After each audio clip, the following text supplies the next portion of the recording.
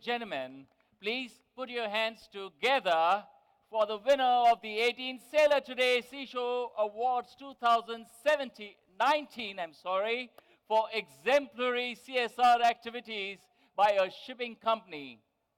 Anglo Eastern India Private Limited, requesting representatives of the company to please join us on stage to receive this most coveted award.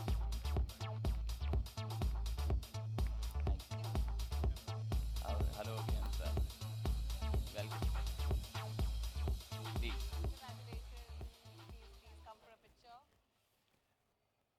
May I request everybody, all our presenters, to please come forward to present the award. Please come together. Everybody, please receive it. Yes.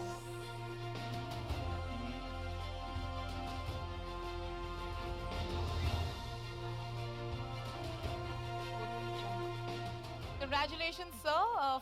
We'd love to hear a few words from you, of course. Good evening again, and thanks again to Sailor Today for recognizing this. This one's really special to our heart. This started 10 years ago in Calcutta. It's now reached across 7 cities across India. We have the force of the wives of our seafarers and also the office staff. A lot of the seafarers are also involved.